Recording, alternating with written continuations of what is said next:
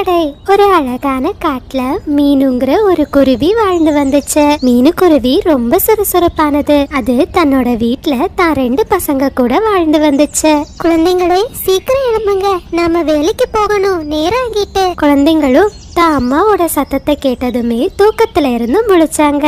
பிறகு மீனுக்குருவியும் அதனோட குழந்தைங்களும் தங்களோட வீட்ல இருந்து வேலைக்காக வெளியே பறந்து போனாங்க. காலு சீக்கிரம் எழும்புங்க, ரொம்ப நேரம் ஆகிட்டு. அந்த மீனுக்குருவி இந்த நேரம் கடையை திறந்திருக்கும். நாம இப்ப அங்க போகல, எல்லா குருவிகளும் நம்ம கடையை விட்டுட்டு மீனுவோட சமோசாவை தான் வாங்கி சாப்பிடுவாங்க. ஆமா ஆமா ராணி, நீ சரியா சொன்ன. நீ கிளம்பு, நான் சட்னியை எடுத்துக்கிட்டு உன் பின்னாடியே வரேன். தின்னு சொன்ன காலுவும் ராணியும் நேத்து வச்ச கடலைய சூடு பண்ணி தன்னோட கடைய திறந்தாங்க. ஆனா மீனு ரொம்ப தூய்மையான முறையில சமோசாவை சுட சுட தயார் செய்தது. இதனாலேயே மீனுவோட கடைக்கு நிறைய பறவைகள் சமோசா சாப்பிட வந்தாங்க. காலு ரொம்ப வெயில் அடிக்குது, இன்னும் நம்ம கடைக்கு கடலை சாப்பிட யாருமே வரல. இந்த வெயில்ல நின்று என்னால வியாபாரம் செய்ய முடியல. நாம இன்னைக்கு கடையை மூடிட்டு போவோம், நாளைக்கு வியாபாரம் செய்யலாம். ஆமா ராணி, மீதி இருக்கிற கடலைய நாளைக்கு சூடு பண்ணி வியாபாரம் செய்யலாம் அப்படின்னு சொன்ன காலுவும் ராணியும் தங்களோட கடலையை எடுத்துக்கிட்டு தங்களோட வீட்டுக்கு பறந்து போனாங்க. கொஞ்ச நேரத்திலேயே ஒரு ஆந்தை காலுக்காகத்தோட கடைக்கு பறந்து வந்துச்சு. கடலை சாப்பிடலான்னு வந்த ஆந்தை கடை மூடி இருக்கிறத பார்த்து ஏமாந்து போச்சு. அட, நான் காலுவோட கடையில கடலை சாப்பிடலான்னு வந்தேன். ஆனா காலு இன்னைக்கு கடையை திறக்கல போல இருக்கு. சரி, மீனுக்குருவியோட கடைக்கு போய் சமோசாவை வாங்கிட்டு போலாம் அப்படின்னு சொன்ன ஆந்தை மீனுவோட கடைக்கு வந்துச்சு. மீனு, எனக்கு 6 சமோசா பார்சல் கொடு. என் வீட்டுக்கு விருந்தாளிக வந்திருக்காங்க. உன்னோட சமோசா ருசியா இருக்குமா? அந்த என்ன, நான் தினமும் ஃப்ரெஷ்ஷான பொருட்களை வச்சு சூடா சமோசா செய்யறேன். என் சமோசா ரொம்ப ருசியா இருக்கும், நீங்க தாராளமா சாப்பிடலாம். பிறகு அந்த யாரும் மீனு கொடுத்த சமோசா பார்சலை வாங்கிக்கிட்டு அங்கிருந்து பறந்து போச்சு. இந்த மாதிரி மீனுக்குருவி நேர்மையாகவும் கடினமாகவும் உழைச்சதுனால தினம் தினம் அதனோட வியாபாரம் பெருகிக்கிட்டே போச்சு. ஒரு நாள் காட்டுல பலத்த மின்னலோட மழை பெஞ்சுக்கிட்டு இருந்துச்சு. குழந்தைங்களே சீக்கிரம் எழும்புங்க, நேரம் ஆகிட்டு, நம்ம வேலைக்கு கிளம்பணும். என்ன அம்மா, வேலைக்கா? ஆனா வெளியே இப்படி மழை கொட்டுதே, இதுல நாம எப்படி வேலை பார்க்க முடியும்? பசங்களா, இந்த மழையில தான் குருவிங்க சூடான சமோசாவை சாப்பிட விரும்புவாங்க. நம்ம இன்னைக்கு வேலைக்கு போகலைன்னா பெரிய நஷ்டமாகிடும். அம்மா கிட்ட கொடை இருக்கு, வாங்க வேலைக்கு கிளம்பலாம். உடனே மீனுக்குருவியோட குழந்தைகளும் கடைக்கு தேவையான பொருட்களை எடுத்துக்கிட்டு வேலைக்கு கிளம்பினாங்க. சாரா கொடைய பிடிக்க மீனுக்குருவி சூடான சமோசாக்களை தயார் பண்ணிக்கிட்டு இருந்துச்சு. ராணி எழுந்துரு, நாம கடலை வியாபாரத்துக்கு கிளம்பணும். இன்னைக்கு நம்ம வியாபாரத்துக்கு போகல, நம்ம கடலைகள் எல்லாம் நாசாகிடும். காலு, நாசான நாசாகட்டும், என்னால இந்த மழையில எல்லாம் வேலை செய்ய முடியாது. ராணி, நம்மளோட கடலைகள் எல்லாம் நாசமாகிடுச்சுன்னா நமக்கு பெரிய நஷ்டம் வரும். காலு, அந்த நஷ்டத்தை நம்ம கழுகு கிட்ட கடன் வாங்கி ஈடு செய்யலாம். உடனே காலுக்காகவும் தன்னோட வீட்டுல படுத்து தூங்க ஆரம்பிச்சது. அந்த கடுமையான மழையிலையும் நிறைய பறவைகள் சூடான சமோசாவை சாப்பிட வந்தாங்க. மிட்டு அக்கா, குழந்தைங்களுக்காக 2 சமோசா எக்ஸ்ட்ரா வச்சிருக்கேன். இந்த சமோசாவை குழந்தைங்களுக்கு கொண்டு கொடுங்க. மீனு, உனக்கு ரொம்ப நன்றி. உன் சமோசா ரொம்ப ருசியா இருக்கு. என் குழந்தைங்களுக்கும் உன் சமோசா ரொம்ப பிடிச்சிருக்கு. கொஞ்ச நேரத்திலேயே புறா காலுவோட கடைக்கு வந்துச்சு. காலுவோட கடை மூடி இருக்கிறத அது பார்த்துச்சு. ஐயோ, என் மனைவி கடலை வாங்கிட்டு வர சொன்னா. காலுக்காகங்கள் இன்னைக்கு கடையை திறக்கல போல இருக்கு. இப்ப நான் என்ன செய்யறது அப்படின்னு புறா பேசிக்கிட்டு இருந்தத மீனுக்குருவி பார்த்துச்சு. புறான காகங்கள் இன்னைக்கு கண்டிப்பா கடையை திறக்க மாட்டாங்க, என்கிட்ட சூடான சமோசா இருக்கு. உடனே புறாவும் மீனுக்குருவி கிட்ட சூடான சமோசாவை பார்சலா வாங்குச்சு. என்னங்க, நான் உங்ககிட்ட கடலை தானே வாங்கிட்டு வர சொன்னேன், எதுக்காக சமோசாவை வாங்கிட்டு வந்தீங்க? லூசி, காகங்கள் இன்னைக்கு அவங்க கடைய திறக்கல. பக்கத்து கடையில சூடான சமோசா இருந்துச்சு, அதான் வாங்கிட்டு வந்தேன். நீ சாப்பிட்டு பாரு. உடனே லூசி புறாவும் மீனுக்குருவியோட சமோசாவை சாப்பிட்டுச்சு. ஆகா, என்னங்க, இந்த சமோசா ரொம்ப ருசியா இருக்கு. இனிமே காகங்களோட கடலை எனக்கு வேண்டாம், நீங்க எப்போ வந்தாலும் சமோசாவை வாங்கிட்டு வாங்க. இந்த மாதிரி மீனுக்குருவி தினம் தினம் கடுமையா உழைச்சதுனால அதனோட புகழ் காட்டுல ரொம்ப பிரபலமாச்சு. இதனால அதுக்கு நிறைய லாபமும் கிடைச்சது. அந்த லாபத்தை வச்சு மீனுக்குருவி தனக்குன்னு சொந்தமா இன்னொரு வீட்டையும் கட்டிக்கிச்சு. ஐயோ காலு, உங்களுக்கு ஒரு விஷயம் தெரியுமா? மீனுக்குருவி புதுசா இன்னொரு வீட்டையும் கட்டியிருக்கு. ஆனா நம்ம கிட்ட பாருங்க, இந்த பழைய ஓட்ட வீடு தான் இருக்கு. ராணி, அந்த குருவி ரொம்ப கடினமா உழைக்குது. அது மட்டும் இல்ல, நம்ம காடு முழுவதும் அதனோட சமோசானா ரொம்ப பிரபலம். அதனாலதான் அது கிட்ட நிறைய காசு வருது. காலு, அந்த குருவி வேணா கடின உழைப்பாளியா இருக்கலாம், ஆனா ராணிய மாதிரி புத்திசாலியா இருக்க முடியாது. இன்னைக்கு ராத்திரி நான் சொல்றபடி நீங்க செய்யுங்க அப்படின்னு சொன்ன ராணிக்காகவும் காலுக்காகத்துக்கிட்ட ஒரு திட்டத்தை சொல்லுச்சு. அப்படியே ராத்திரி நேரம் வந்துச்சு. காலுக்காகமும் மீனுக்குருவியோட சமோசா கடையை எடுத்துக்கிட்டு நதிக்கரையை நோக்கி பறந்து போச்சு. பிறகு அந்த சமோசா வண்டிய நதிக்குள்ள போட்டுடுச்சு. காலு, நான் சொன்ன மாதிரி வேலையை முடிச்சிட்டீங்களா? ஆமா ராணி, நீ சொன்னபடியே அப்படியே செஞ்சுட்டேன். அப்படியே மறுநாள் காலையில வந்துச்சு. மீனுக்குருவி வழக்கம் போல தன் குழந்தைங்களை கூட்டிக்கிட்டு வேலைக்கு கிளம்புச்சு. தன்னோட சமோசா கடையை காணாததுமே மீனுக்குருவி ரொம்ப அதிர்ச்சி ஆகிடுச்சு. ஐயோ பசங்களா, இங்க இருந்து நம்மளோட சமோசா வண்டியை யார் எடுத்திருப்பா? அந்த சமயத்துல புல்புல் ஆந்தை அந்த பக்கமா வந்துச்சு. மீனு, நான் இப்போதான் நதிக்கரை பக்கத்துல இருந்து பறந்து வரேன். நதிக்குள்ள உன்னோட சமோசா வண்டி கிடக்கிறத பார்த்தேன். இத கேட்டதுமே மீனுக்குருவி ரொம்ப அழுதுச்சு. ஐயோ, நான் இனிமே என்ன செய்வேன்? எப்படி என்னோட சமோசாக்களை நான் விற்பனை செய்வேன்? அம்மா, நீங்க கவலைப்படாதீங்க. நானும் தம்பியும் சேர்ந்து உங்களுக்கு சமோசா வண்டியை மறுபடியும் கட்டித்தரோம். அது வரைக்கும் நீங்க தரையில உட்கார்ந்து வியாபாரம் பண்ணுங்க அப்படின்னு சொன்ன மீனுக்குருவியோட பொண்ணு சாரா தான் தம்பிய கூட்டிக்கிட்டு வண்டி செய்யறதுக்கு தேவையான மரக்கட்டைகளை தேடி பறந்து போச்சு. மீனுக்குருவியோ தரையில உட்கார்ந்தபடியே தன்னோட சமோசா வியாபாரத்தை பண்ணிக்கிட்டு இருந்துச்சு. எங்க தேடியும் நமக்கு மரக்கட்டைகள் கிடைக்கல.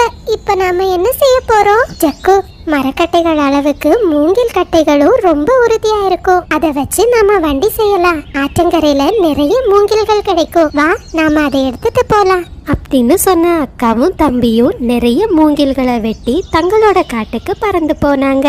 அதே சமயத்துல காலுவும் ராணியும் மீனுக்குருவி தரையில உட்கார்ந்து வியாபாரம் செய்யறத பார்த்தாங்க. காலு, அங்க பாருங்க, அந்த குருவி தரையில உட்கார்ந்து சமோசா பண்ணிக்கிட்டு இருக்கு. ராணி, யாரும் இந்த அழுக்கான சமோசாவை வாங்க மாட்டாங்க. இனிமே நம்ம தான் இந்த காட்டுக்கே ராஜாவா இருக்க போறோம் அப்படின்னு காலுவும் ராணியும் தங்களுக்குள்ள பேசிக்கிட்டாங்க. கொஞ்ச நேரத்திலேயே லூசி புறா தன் கணவனை கூட்டிக்கிட்டு மீனோட கடைக்கு வந்துச்சு. ஐயே சீச்சி, இந்த குருவி தரையில உட்கார்ந்து சமோசா செய்துகிட்டு இருக்கு. இந்த சமோசா ரொம்ப அழுக்கா இருக்கும். எனக்கு இந்த சமோசா வேண்டாம். லூசி அக்கா, நான் அடியில துணி போட்டிருக்கேன். என்னோட சமோசா ரொம்ப சுத்தமானது. நீங்க வேணா ஒரு சமோசா என்கிட்ட வாங்கி சாப்பிட்டு பாருங்க. சேச்சா, நான் இந்த மாதிரி அழுக்கான சமோசாவை சாப்பிடவே மாட்டேன் அப்படின்னு லூசி புறா சொன்னதை கேட்ட காலுவும் ராணியும் ரொம்ப சிரிச்சாங்க. பிறகு லூசி புறா தான் கணவனை கூட்டிக்கிட்டு காலுவோட கடைக்கு போச்சு. ராணி, எனக்கு ஒரு பிளேட் சூடான கடலை கொடுங்க. லூசி அக்கா, உங்களுக்காக ஸ்பெஷல் மசாலா போட்ட சூடான கடலை சாப்பிடுங்க. உடனே லூசியும் புறாவும் அந்த சூடான கடலைய சாப்பிட்டாங்க. புத்து, இது ஒன்றும் சூடான கடலை இல்ல. நீங்க பழைய கடலைய சூடாக்கி விக்கிறீங்க. இனிமே உங்க கடை பக்கமே நான் வரமாட்டேன் அப்படின்னு சொன்ன லூசி புறா தான் கணவனை கூட்டிக்கிட்டு அங்கிருந்து பறந்து போயிடுச்சு. கொஞ்ச நேரத்திலேயே மீனுக்குருவியோட குழந்தைங்க அவங்க சேகரித்த மூங்கிலை எடுத்துக்கிட்டு தான் அம்மா கிட்ட வந்தாங்க. மீனுக்குருவியோட 2 குழந்தைங்களும் சேர்ந்து ஒரு சின்ன மூங்கில் வண்டிய கட்ட ஆரம்பிச்சாங்க. இத பார்த்த மீனுக்குருவி ரொம்ப சந்தோஷப்பட்டுச்சு. கொஞ்ச நேரத்திலேயே தான் அம்மாக்காக 2 குழந்தைங்களும் ஒரு அழகான மூங்கில் வண்டிய தயார் செய்தாங்க. என்னோட 2 குழந்தைங்களும் ரொம்ப புத்திசாலி. அவங்க என் கஷ்டத்தை போக்கிட்டாங்க. அப்படியே சாயந்தர நேரம் ஆச்சு. சீலோ கழுகு தன்னோட கடனை வசூலிக்கிறதுக்காக காலுவோட கடைக்கு வந்துச்சு. நீங்க ஒரு வாரமாச்சு என்கிட்ட வாங்கின கடனை இன்னும் கொடுக்கல. எப்பதான் கொடுக்க போறீங்க? எங்க கடைக்கு பக்கத்துல இருக்கிற குருவியால எங்க கடையில வியாபாரமே நடக்க மாட்டேங்குது. இன்னும் ஒரு வாரம் பொறுத்துக்கோங்க. சீக்கிரம் உங்ககிட்ட வாங்கின கடனை நாங்க கொடுத்துடுறோம். காகங்களே, உங்களை பத்தி காட்டுல விசாரிச்ச. நீங்க பழைய கடலைகளை விற்பனை செய்யறீங்க. இப்படியே பண்ணிக்கிட்டு இருந்தீங்கன்னா என்னோட கடன் பாக்கி எனக்கு கிடைக்காது. அதுக்கு ஈடா உங்களோட கடையை நான் காலி செய்துக்கிட்டு போறேன் அப்படின்னு சொன்ன கழுகு காகங்களோட கடையில இருந்த எல்லா பொருட்களையும் ஒரு மூட்டையில கட்டுச்சு. அந்த மூட்டையை எடுத்துக்கிட்டு அங்கிருந்து பறந்து போச்சு. தன்னோட கடையை இழந்த காகங்கள் ரொம்ப வருத்தத்துல அழுதுகிட்டு இருந்தாங்க. மறுபடியும் மீனுக்குருவியோட சமோசா கடைக்கு நிறைய பறவைகள் வர ஆரம்பிச்சாங்க. ராணி அக்கா, காலுவண்ணா, மன உழைப்பு என்னைக்குமே வீண் போகாது, அதை தெரிஞ்சுக்கோங்க அப்படின்னு மீனுக்குருவி 2 காகங்களையும் பார்த்து சொல்லுச்சு. ஒரு அழகான காடு. அந்த காட்டுல மிட்டுங்கிற கிளி, மீனுங்கிற குருவி மற்றும் ராணிங்கிற காகம் 3 பேரும் நல்ல நண்பர்களா வாழ்ந்து வந்தாங்க. நண்பர்களே, எனக்கு இந்த காட்டை சுத்தி பார்க்கணும்னு ரொம்ப நாளா ஆசை. நாம 3 பேரும் போய் இந்த காட்டை சுத்தி பார்த்துட்டு வருவோமா? என்ன, அடிக்கிற வெயிலுக்கு காட்டை சுத்தி பார்க்க போறியா? நான் வரல, நீ போ. அப்படி சொல்லாத ராணி, நீயும் எங்க கூட வா. நாம இருக்கிற காட்டை பத்தி தெரிஞ்சு வச்சுக்கிறது நல்ல விஷயம் தானே. அப்படி பேசிக்கிட்ட 3 பறவைகளும் காட்டை சுத்தி பார்க்கறதுக்காக போனாங்க. அந்த சமயத்துல 3 நண்பர்களுக்கும் ஒரு மரம் அழுதுகிட்டு இருக்கிற சத்தம் கேட்டுச்சு. உடனே 3 நண்பர்களும் சத்தம் வர திசையை நோக்கி போனாங்க. உனக்கு என்னாச்சு மரமே? எதுக்காக இப்படி அழுதுகிட்டு இருக்க? பறவைகளே, தயவு செஞ்சு எனக்கு உதவி பண்ணுங்க. ஒரு வேடன் எரிஞ்ச அம்பு என்னோட கிளைகள்ல மாட்டி இருக்கு. எனக்கு ரொம்ப வலிக்குது. தயவு செஞ்சு இந்த அம்பை எடுத்து விடுறீங்களா? அச்சோ பாவம், கவலைப்படாத மரமே. நாங்க 3 பேரும் சேர்ந்து உன் மேல இருக்கிற இந்த அம்பை எடுத்து விடுறோம். அப்படி சொன்ன பறவைகளும் ரொம்ப கஷ்டப்பட்டு அந்த மரத்துல மாட்டி இருந்த அம்பை எடுத்து கீழே போட்டாங்க. மரமும் இதனால ரொம்ப சந்தோஷம் ஆகிடுச்சு. ரொம்ப நன்றி. உங்க 3 பேருக்கும் ரொம்ப நன்றி. இந்த உதவிக்கு நான் ஏதாவது கைமாறு செய்தே ஆகணும். பறவைகளே கேளுங்க, உங்களுக்கு விருப்பமானதை என்கிட்ட கேளுங்க. நான் கண்டிப்பா உங்களுக்கு கொடுக்கிறேன். என்ன கைமாறா? அப்படின்னா எங்களுக்கு கொஞ்சம் நேரம் கொடு, நாங்க யோசிச்சு சொல்றோம் அப்படின்னு சொல்லுச்சு ராணிக்காகம். அந்த நேரத்தை பயன்படுத்திக்கிட்ட நண்பர்களும் மரத்துக்கிட்ட என்ன கேட்கலான்னு பேசிக்கிட்டு இருந்தாங்க. ராணி, மிட்டு, நான் இந்த வேப்ப மரத்துக்கிட்ட ஒரு சுவையான மாங்கன்று கேட்க போறேன்.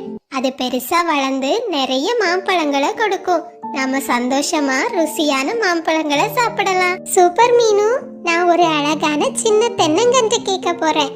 அது பெருசா வளர்ந்து அதுல இருந்து கிடைக்கிற தேங்காயில நான் அழகழகான ரெசிபி செய்வேன். என்ன, மாங்கன்று தென்னங்கன்று கேட்க போறீங்களா? உங்க 2 பேருக்கும் மூளை எதுவும் குழம்பிடுச்சா? தங்கம் பைரோன்னு கேட்போம். அப்பதான் நம்மளால சீக்கிரம் பணக்காரங்களாக முடியும். நான் பெரிய தங்க கட்டியை தான் கேட்க போறேன். உங்களுக்கான நேரம் முடிந்து விட்டது பறவைகளே. சீக்கிரம் என்னிடம் வந்து உங்கள் விருப்பத்தை கேளுங்கள் அப்படின்னு வேப்ப மரம் சொன்னதுமே ஒவ்வொரு பறவைகளும் தங்களோட விருப்பத்தை வேப்ப மரத்துக்கிட்ட சொன்னாங்க. வேப்ப மரமே, எனக்கு சுவையான மாம்பழங்களை கொடுக்கிற ஒரு அழகான மாங்கன்று கொடு. எனக்கு நிறைய தேங்காய் காய்க்கிற ஒரு சின்ன தென்னங்கன்று கொடு. வேப்ப மரமே, இவங்கள மாதிரி நான் முட்டாள் இல்ல. எனக்கு நீ பெரிய தங்க கட்டிய கொடு. இந்த மாதிரி எல்லா பறவைகளும் அவங்களோட விருப்பத்தை சொன்னதுமே வேப்ப மரமும் எல்லாரோட விருப்பத்தையும் நிறைவேற்றுச்சு. தங்களோட பரிசை வாங்கிக்கிட்ட 3 பறவைகளும் ரொம்ப சந்தோஷமா அவங்களோட வீட்டுக்கு பறந்து போனாங்க. ஆராணி, நம்மளோட தோட்டத்துல இந்த தென்னங்கன்றையும் மாங்கன்றையும் நட்டு வளர்க்கலாம். என்ன, நான் வரணுமா? என்னால அதெல்லாம் முடியாது. நீ போய் உங்க வேலைய பாருங்க. நான் இந்த தங்க கட்டிய வச்சு பெரிய வீடு வாங்க போறேன். இனிமே எனக்கு கஷ்டப்பட்டு உழைக்கணும்னு எந்த அவசியமும் இல்ல. அப்படி சொன்ன ராணிக்காகமும் அது சொன்னபடியே தங்க கட்டிகளை வச்சு ஒரு பெரிய வீடை வாங்குச்சு. அந்த காட்டுலயே ராணிக்காகத்தோட வீடு தான் பெருசா இருந்துச்சு. அந்த வீட்டுக்குள்ள ராணிக்காகம் ரொம்ப வசதியோட ரொம்ப நிம்மதியா வாழ்ந்து வந்துச்சு. அது எந்த வேலையுமே செய்யல. அதே நேரத்துல மீனுக்குருவி தனக்கு சொந்தமான ஒரு நிலத்துல அந்த மாங்கன்றை நட்டு அதை ரொம்ப நல்லபடியா வளர்த்து வந்துச்சு. தினமும் அதுக்கு தண்ணீர் ஊத்தி பாத்துக்குச்சு.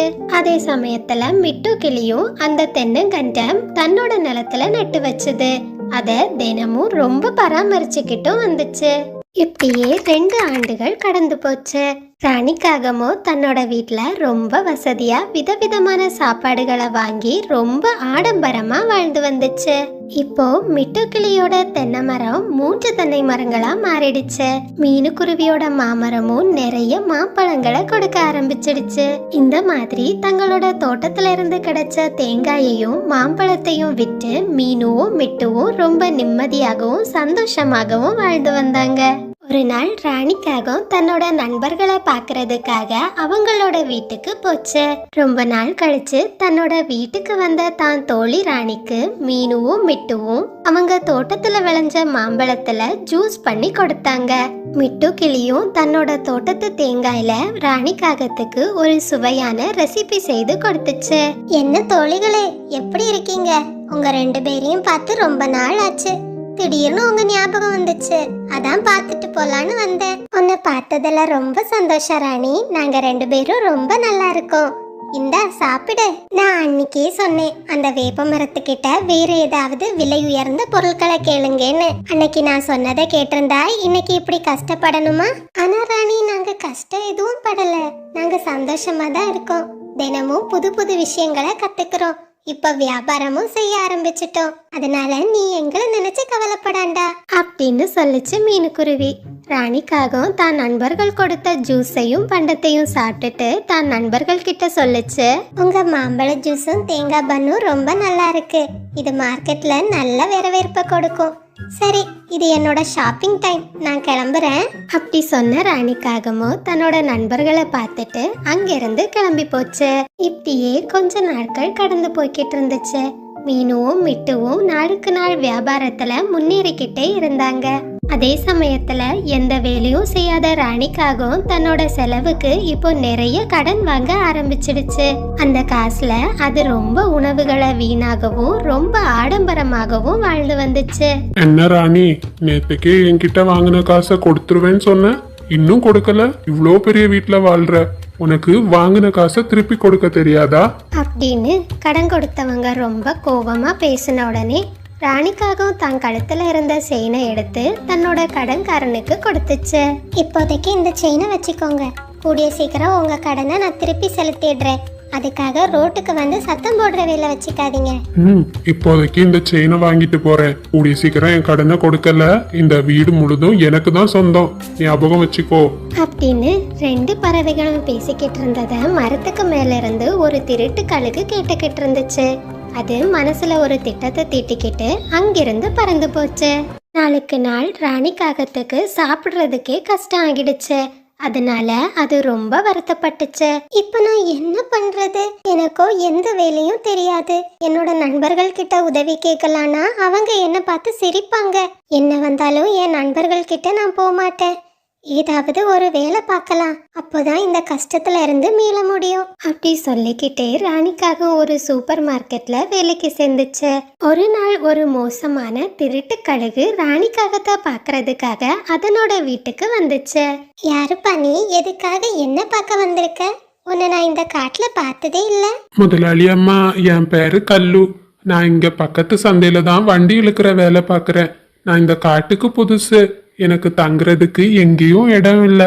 அதனால தான் கொஞ்ச நாள் உங்க வீட்டுல இடம் கொடுப்பீங்களா? அதுக்கான வாடகை காசை நான் உங்ககிட்ட கொடுத்துடுறேன். திருட்டு கல்லு இப்படி சொன்னதுமே ஏற்கனவே கஷ்டத்துல இருந்த ராணிக்காகவும் அதுக்கு சம்மதிச்சது. சரி, நீ தாராளமா என் வீட்டுல வந்து தங்கிக்கலாம். நான் காலையில வேலைக்கு போயிடுவேன். ஆனா கரெக்டா 1 மாசம் ஆனதுமே எனக்கு வாடகை காசை கொடுத்துடணும்.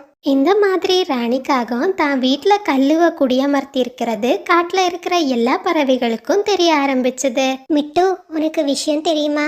ராணி இப்போ ரொம்ப கஷ்டத்துல இருக்கா. அவ சூப்பர் மார்க்கெட்டுக்கு வேலைக்கு போறாளாம். ஆனா ஏதோ ஒரு திருட்டு கழுக தான் வீட்டுல வாடகைக்கு வச்சிருக்கா.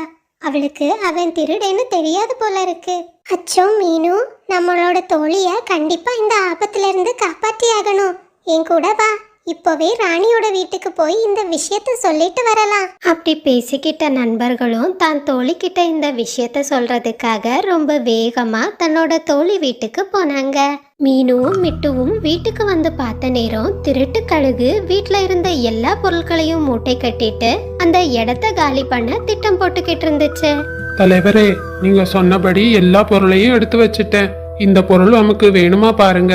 அட போட புத்தி கெட்டவனே, இந்த பெரிய வீட்டை பார்த்ததுமே எனக்கு ஒரு யோசனை வருது. அந்த ராணிக்காகத்துக்கோ யாரும் இல்ல, அதை அடிச்சு போட்டா கூட கேட்க ஆள் இல்ல.